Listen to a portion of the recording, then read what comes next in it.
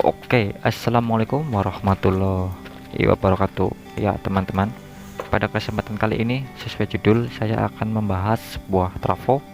Di sini ada sebuah trafo dengan tipe trafo 0, bukan CT ya, jadi 0. Ciri-cirinya dia itu outputnya itu tidak ada tulisan CT. Dan di sini dia menggunakan tegangan 0 dan 220 dan 1 ampere. Dan di bagian outputnya ada beberapa pilihan output, ada 0, 9 dan lain-lain. Oke, jadi di sini saya akan berikan gambar supaya lebih mudah dipahami. Jadi sebuah trafo itu di dalamnya itu adalah sebuah lilitan seperti ini ya. Saya gambarkan skemanya seperti ini. Ini jalur input dari PLN, ada 0 dan 220 pertegangan AC. Dan untuk outputnya di sini juga lilitan juga. Ini bagian sekundernya atau outputnya. Dan ada beberapa output di sini. Untuk outputnya di sini ada 0, terus di sini ada 6 dan lain sebagainya. Saya contohkan saja di sini. Misalkan di sini 0, 6, terus 9 dan 12. Jadi saya gambarkan seadanya saja, dan di sini ada yang lainnya karena nggak cukup ya untuk gambarnya. Dan di sini di dalam trafo itu ada sebuah inti. Trafo seperti ini dia menggunakan inti besi ya untuk sebagai penghasil medan magnetnya. Jadi ketika arus PLN masuk dari 0 lalu ke 220, di sini terjadi osilasi karena PLN mempunyai frekuensi 50 Hz ya. Di sini terjadi osilasi dan terjadi medan magnet ya di sini. Lalu medan magnet itu mengantarkan listrik ke lilitan sekunder dan mengeluarkan tegangan di sini.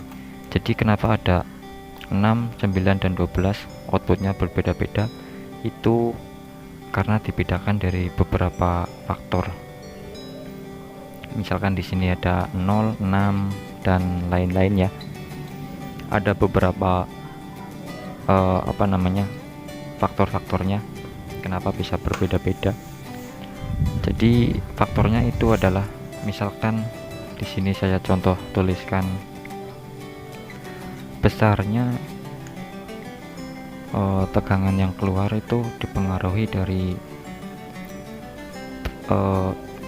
jumlah lilitan ya. Jadi antara lilitan 0 sampai ke 6 itu lilitannya misalkan sekian lilit, dan seterusnya. Jadi semakin banyak lilitan semakin besar untuk tegangan yang keluar. Dan untuk arusnya itu dipengaruhi dari besarnya lilitan yang digunakan, itu diameternya. Jadi diameter semakin besar, otomatis arus yang dikeluarkan juga semakin besar. Jadi di sini trafonya itu 1 ampere. Jadi kecil ya, cukup kecil lah. Dan di sini saya akan coba berikan cara mengukur sebuah trafo itu yang masih normal dan tidak rusak ya. Di sini kita perlu avometer dengan menggunakan skala ohm meter. Syarat trafo yang baik kita ukur untuk jalur primernya dulu. Di sini ada 0, 140 volt dan 220 volt. Kita ukur antara 3 kaki ini yang ada di trafo itu harus tersambung ya, dan harus mempunyai nilai resistansi yang berbeda antara satu dengan yang lain. Contoh di sini 0 sampai 220 dia terukur sekitar 316 ohm, dan kalau ke 140 nya dia 153 ohm.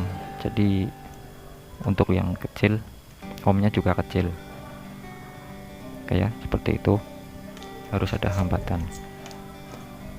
Dan untuk bagian sekundernya juga sama, antara 0 dan pin-pin yang lain. Misalkan di sini 0 ke 6 volt dia terukur 0,2 ohm, dan yang lain.